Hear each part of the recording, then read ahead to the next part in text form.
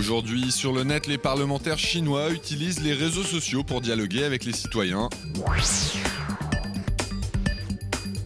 L'enseigne espagnole Mango provoque une vive polémique en France. Et Al Gore lance un jeu en ligne pour combattre les climato-sceptiques.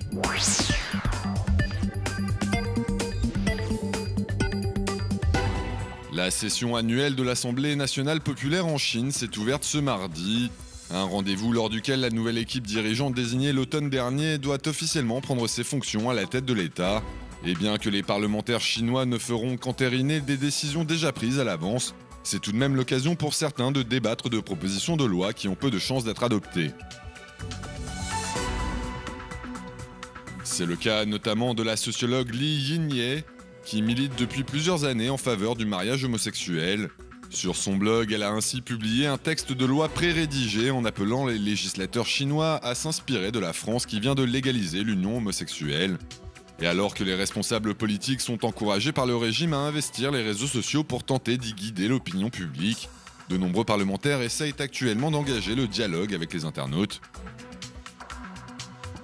Ainsi, le député Li Dongsheng, qui est aussi le président du géant de l'électroménager TCL, a lui invité les citoyens à commenter son travail parlementaire avec une récompense à la clé. En effet, il promet d'offrir des purificateurs d'air aux internautes qui lui auront donné les conseils les plus pertinents.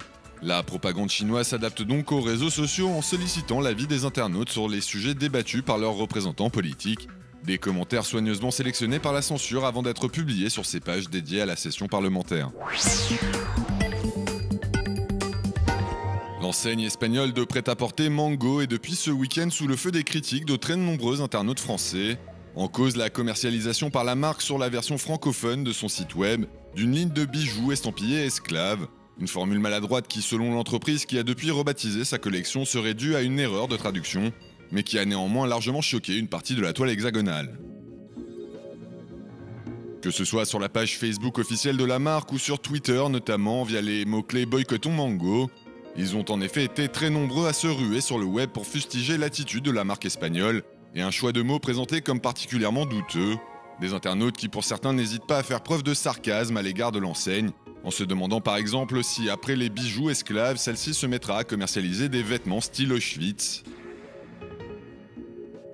Et signe que la mobilisation en ligne contre l'enseigne est importante, une pétition a également été créée par plusieurs personnalités, dont l'ex-Miss France Sonia Rolland pour réclamer des excuses de la part de Mango, qui pour beaucoup a offensé la mémoire des victimes de l'esclavage et de leurs descendants, dans le seul but de faire de l'argent. Un texte qui rencontre un certain succès puisqu'il a recueilli près de 7000 signatures en à peine 2 jours. Une mobilisation qui semble d'ores et déjà avoir porté ses fruits puisque la marque a fini par présenter ses excuses après avoir dans un premier temps changé le nom de la fameuse collection de bijoux. Une modification qui ne concerne pour l'instant que la version francophone de son site web, la page espagnole évoquant toujours de son côté le terme d'esclave pour faire référence à la ligne tant décriée en France.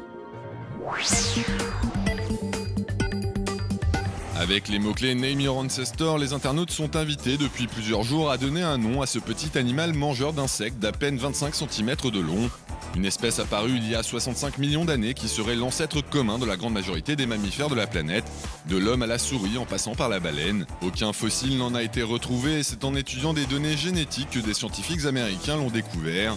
Des travaux qui visent notamment à savoir comment les mammifères se sont adaptés au changement climatique par le passé. Gagner des points en croisant le fer avec les climato-sceptiques, c'est le but du jeu Reality Drop lancé récemment par Al Gore. L'ancien vice-président américain et prix Nobel de la paix 2007 propose ainsi aux internautes d'être récompensés en partageant des articles sur le réchauffement climatique sur les réseaux sociaux ou en laissant des commentaires sous des textes réfutant ou minimisant le phénomène. Une manière pour Al Gore de rendre plus ludique le débat autour de cette question qui lui tient très à cœur. 3 chatons qui s'affrontent dans un combat sans merci dans un univers bourré d'effets spéciaux dignes d'un jeu vidéo. C'est ce que propose de découvrir l'auteur de ce clip baptisé Super Smash Kittens. Une vidéo très amusante à visionner au plus vite sur les sites de partage.